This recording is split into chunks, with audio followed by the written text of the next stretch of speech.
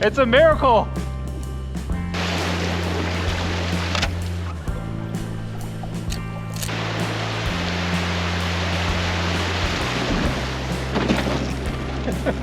Just stick around for just a second. I'm gonna talk about a little giveaway. So we are prepping for our first float since we got a really bad freeze. I would say this time of year, if you're not fishing something finessey, you're probably doing it wrong. I'm inside actually rigging because we've had ice pretty much 24/7 since January. Since that first float we did in the beginning of the year, it's just been nothing but ice. So I'm up here rigging some rods. We're gonna go on a short 8-mile float tomorrow, potentially. We're gonna see what the rain's gonna do, but I just wanna point this out because this is something that I think is gonna be a big part of the day tomorrow. The sun blasting me in the eyes. This is a TRD tube, like a finesse tube by Z-Man, and I've just got that rigged. How well we can see that here. I've got that rigged just ever so slightly. This is a really tiny tube. Like I'm talking, this is their small, like 2.75-inch tube, and I've got it actually on the Great Lakes Finesse tube head because I think they make a really good one. And the way you rig this is actually a little tricky, so let me show you. One is a tricky one because these heads are designed to go inside like a tube like this and just pop out real easy. But since ElasTech is a little bit more tricky, I'm gonna show you guys the way I do this on these tubes. And I honestly find that these are just as effective, if not more effective, as a Ned rig this time of year. You're actually just gonna do it backwards. So because ElasTech is a lot more flexible, you can just come in like this. So you want your hook in the back. So you're just gonna come in here about where you want it, thread it all the way up so that it doesn't stick like that.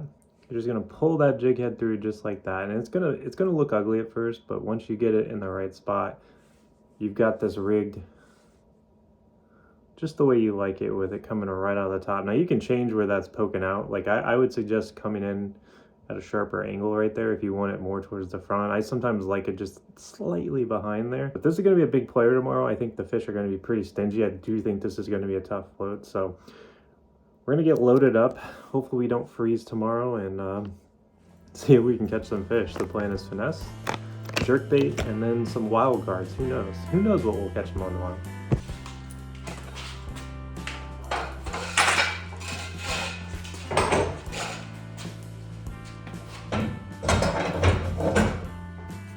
I always lock this to the truck, and my process is actually quite simple. I just put the shoalie up on that, we slide it into there. Sometimes I'll take this off if we're somewhere dicey, but truck bed for life. It's looking a little dirty, but well, this is true winter. Snow on the ground, pitch dark. It's 6:15 a.m.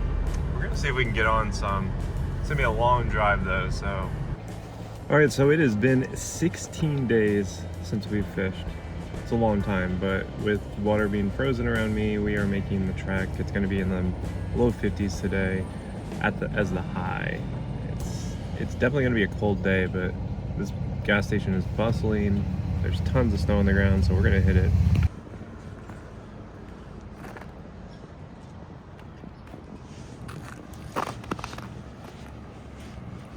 It's more like slush rather than ice. All right, well, we're about to do a winter float. You know, not many people fish this time of year. We're going on a pretty uncontested stretch of water, so hopefully we'll get on some today. It's gonna be a pretty technical float though. Nice scenery at least.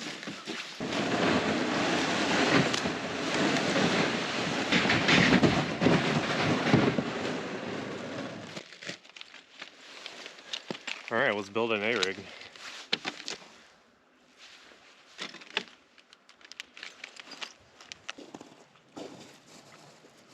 I think these are supposed to go up. Okay, I see. Yeah, the little, here, look at how I have mine set up. I see. The little guys go up. Yeah, look, you can see it. The little guys go up 3, 1 up the middle, 2 out the sides, and then Gotcha. The long one stays out the back. And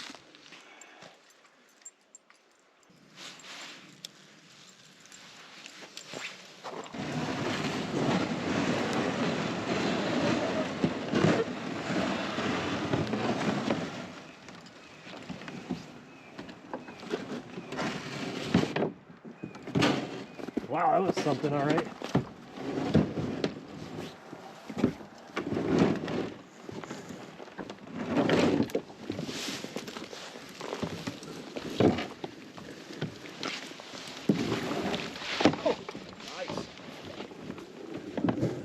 Launching with style. That looked like a pro move right there, Jake. It did. I honestly was a little skeptical when I did it. I was like, I don't know how this is gonna work. All right, we are hitting the water. That was a fun launch. It's looking like water is in. Well, we'll get a temperature here in a sec. We're going through some rapids here. I'm just leaving the motor down. That's the beauty of the Newport is when you come through these, you can just lift it with your feet. Come right through these holes. So water is 36 degrees in this creek to start the morning, so it is cold. I imagine we'll hit 40 by the end of the day. I'm gonna start with a jerkbait because it's sunny. Yeah, I'll start with the A-rig too. That way we'll figure it out. Okay, I've caught a lot of fish right here in this like little, there's a little bump about 15 feet out in front of your road. And they'll sit right in the back side of it. Oh, I had a hit right there. Did you ever miss one? Yeah. Not surprised. I'm shocked there wasn't one here.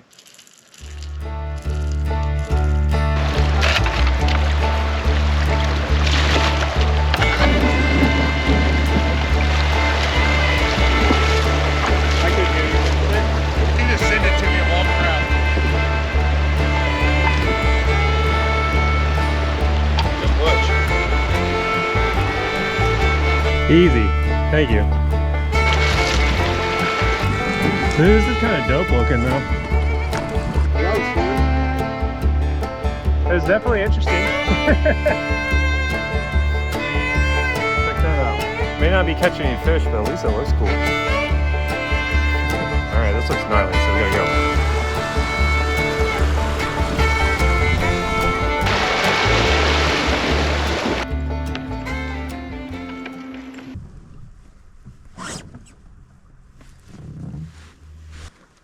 It's not very deep right here. It's what? It's only like 4 or 5 feet deep right here. It's deeper a little bit out in the center here. I've never really looked at this hole in the winter.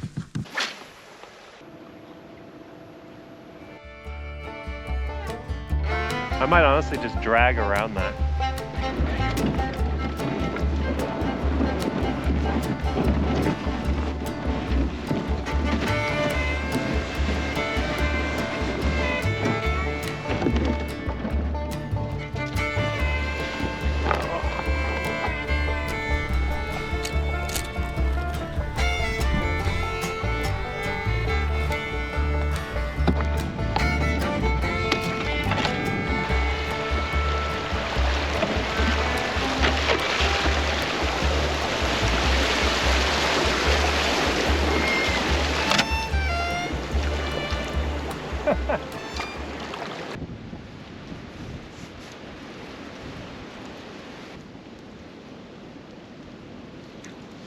So we just broke off the tube, and you can probably tell we're not really catching a lot of fish. In fact, we have not caught a single one. So I'm going to try this football head style Ned finesse type rig, Sonar. It's similar to the blockhead. I figured it would be a better alternative than the tube. So we're going to tie this on, and I think I'm going to probably grab just your generic Ned rig type thing instead of the tube, since the tube just didn't really seem like it was working. So we're going to tie this on and see if maybe we can find something. And I think I'll go with black.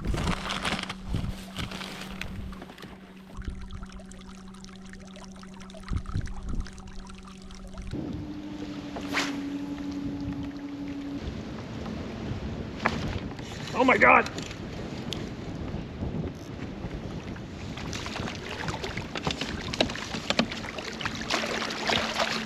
Oh my God! It's a miracle! It's a miracle! Yeah! Oh my gosh! I used the deeper to find some grass.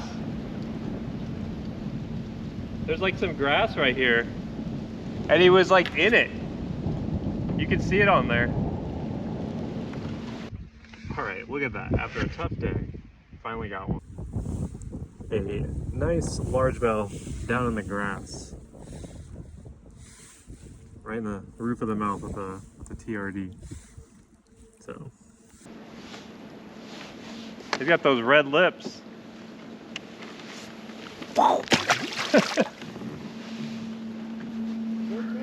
No. On the freaking, the weedless, like, Ned rig. Like Texas rig? Yeah. I put it on like a Texas football head jig. Yeah, I actually went over that spot with the deeper and I was like, oh, this looks interesting. So I did it, turned around. There's a boulder field right here. Yeah, and I was just bouncing it. There's like some dead grass right there and he was just sitting in it. That's a good sign. Maybe there's more stacked up here. Very well could be. This guy hit. Right there, same spot. Oh, look at that.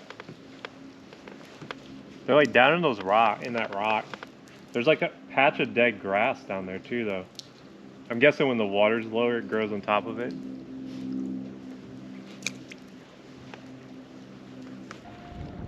All right.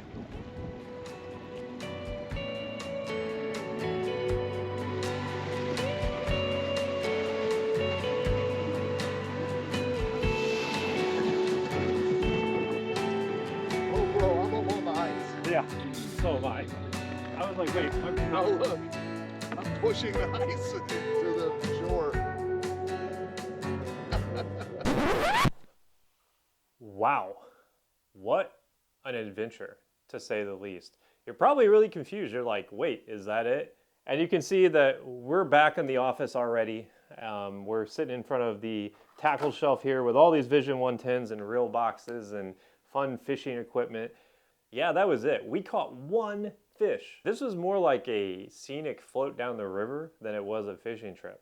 And honestly, with the winter we've been having and the year we've been having, I'll take that one fish because I was convinced that I was gonna get skunked. And I'm gonna show you guys a couple of the tools I used and just talk about a few pieces of equipment and kind of recap this trip because I think we were due for this. Like, I think that like it was only a matter of time before we had a stretch of fishing that was like this.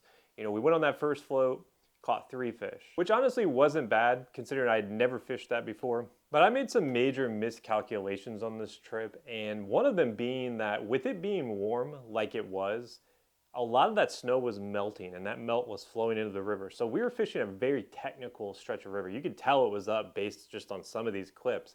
And the water was moving. It was really tough to actually fish the spots you wanted to fish because the current was pushing you so much. That's where the motor came in clutch. Like, it was a huge boon to have that motor on there. And honestly, this was also clutch. But if you want to hear more about this, stick around for just a second. And I'm going to talk about a little giveaway we're going to do on the deeper. But, you know, I miscalculated on how much water was going to be coming into that. And I think that it really just hurt the bite overall. And this is winter fishing, guys. Like, you're gonna have days like our last video where it is just lights out. And then you're gonna have days that is like the video before that where you are begging for a dink. And that was one of these days where I was just like, I'll take anything. And one of the big changes I made was actually, you know, we talked about at the beginning of the video, fishing finesse. Well, I actually completely changed off the tube. The stretch of river we were fishing was very woody and the tube was getting hung up and like we ended up losing one. So I switched to this, which is the Owner. This is a long title. This is the Owner Ultra Head Finesse Football Head. So it's a very long name for this, but it is basically a weedless Ned rig, but instead of a Ned head, it's a football head. And this came through the chunk rock a lot better. I wasn't getting hung up as much. And this was just on this Finesse G Loomis NRX Plus. This is the 821. It does a really good job in these really finessey situations because it is a very light rod. I would say this is kind of the upper echelon on what you want to throw with it.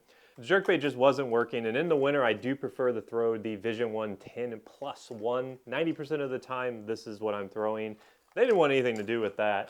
I tried everything. I tried absolutely everything to get them to bite that, and they just were not having it. But I want to point one other, I'm going to do a little quick highlight here, then we're going to talk about this giveaway. This is something that I really wanted to throw. I did not get a chance to, like the bite wasn't there. They weren't hitting the jerk baits. I knew they wouldn't hit this, but this is the Micro Citizen. I've taken this on 3 trips so far and have caught 0 fish. The conditions just haven't been right. It has nothing to do with the bait, but this is a cool way I figured how to rig it. This is the Omega Custom Tackle hookup head is what they call this, which is a tungsten ball head jig with a typical hook, but it's also got this little stinger, trailer hook, whatever you want to call it, that dangles on there. And it actually goes really well in the body of this Micro Citizen. You can just tuck it up under there. So now when those fish come up and bite it, if they're being stingy, you're definitely going to have a much better chance of hooking up with this. So next trip out, we've actually got one planned for this weekend, fingers crossed. Even with this cold Arctic weather we've been having, we're going to be trying this out. So that leads me to the end of the video where we basically just went on a float trip. You know, it was just a scenic, technical float trip. There was a lot of really technical spots of the river where you had to be on your toes. There was a lot of dragging, and honestly, I didn't put even half of the stuff in this video because who wants to watch me dragging a kayak around for hours on end? But one great thing about the way I had my setup going is I was using the deeper sonar instead of your traditional sonar. I didn't have to worry about damaging a transducer underneath. I didn't have, like, you know, that flex arm that had to go down. I had the flex arm that comes with this, which is a lot different because if you hit anything, that arm kicks up, whereas the other, like the switchblade and stuff like that, while good in their own merits, and I do use a switchblade arm from Yak Attack on my CK2, don't really work well in the river because you constantly have to pull it up and down, and if you hit anything on accident, it's typically going to not flex. So that's why I like the deeper. The deeper has that flex arm mount that you see me use all too often, and I have it in the video too. But I want to be giving away this unit. This is the deeper, this is the Pro, so this is the Pro version, and we're going to do this exactly the same as the last giveaway. I just want you to leave a comment on this video on whether or not you use sonar while fishing. And it could be any, you know, experience that you've had with sonar. I'm just curious what type of sonar you use, if you prefer it, if you don't. I'm a big sonar guy in the winter, but in the summer, I typically don't use it as much. That's why I've always liked this so much, because you can just put it down, get a quick water temp, get some depth, contours, stuff like that. I typically don't even try to find fish on it. I typically try to find like structure and stuff like that, because I think that's what it's good for. But I will say, it is good at finding fish. I have found giant schools on the river with this bad boy. So just leave a comment down below, and whoever wins, I'll ship that to you. I will say though, this is a US only giveaway. I cannot do it outside the US. So I appreciate all you Canadian guys, European guys, whoever is watching this video, but this giveaway is US only, and beware of imposters. I will pin the comment that wins. So if you're curious who won, you can always come back and check the pinned comment. So just leave a comment down below what your experience with sonar is, if you use one, you know, anything of that nature, and we will pick a winner in 7 days from today. But hopefully you guys enjoyed this video. Tough day, but a learning experience. And it shows that looking for all those factors when it comes to picking a stretch of river is so important in the winter. And I honestly just failed on that front. So I will see you guys on the water.